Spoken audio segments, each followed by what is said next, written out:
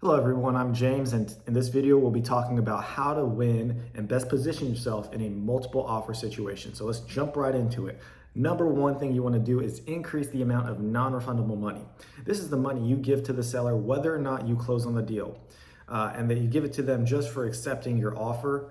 Now, the thing is with this, as it's called non-refundable, you won't get this money back if you find something wrong with the property and you want to back out of the deal. So just be careful when you're doing this and make sure it's an amount that you're okay losing should you end up not going through with the deal.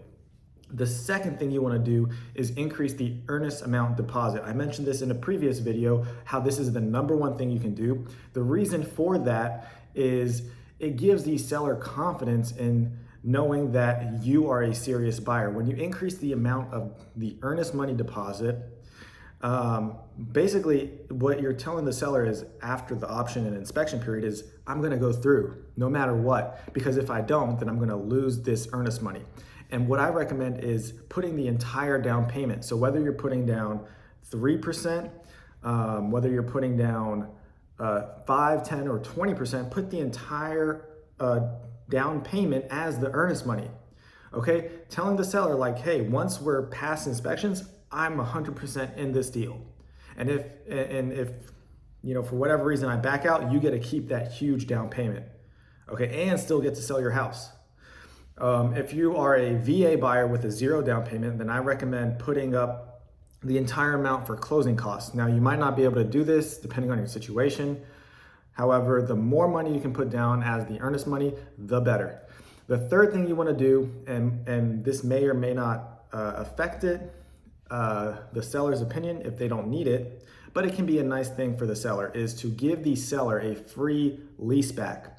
This is where you buy the property and you don't move in right away. Instead, you let the seller stay there for 2 weeks or a month or 2 months, the longer the better. And you let them stay there for free. Okay, this gives the seller more time to look for a house if that's something they want to do. It gives them more time to move out, and so that they're not feeling rushed. And giving them a free lease, it only costs maybe $1,500 or $3,000 if you look at the market rate.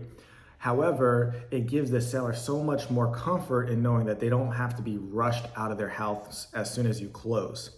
And the fourth and final thing that I want to mention is write what we call in real estate a love letter.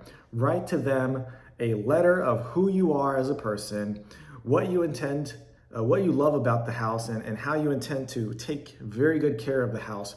Most of the time, the seller is somebody who's lived there and really cherishes the home and all the memories that go along with that home. And they're usually unwilling to, not unwilling, but they feel sad letting go of this very big piece of their life. And so they want to sell it to someone who they know is going to take good care of something that was so valuable to them. So writing a love letter will really pull on the heartstrings and just let them know how much you love the house, what you love about the house, and how you intend to use it in the future, and the memories that you intend to create in that house in the future.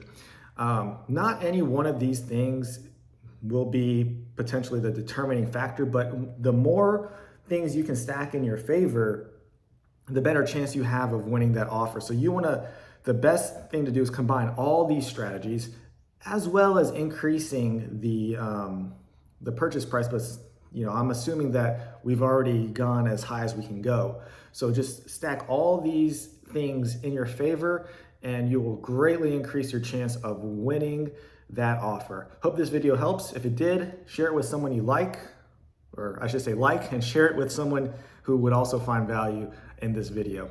See you next time.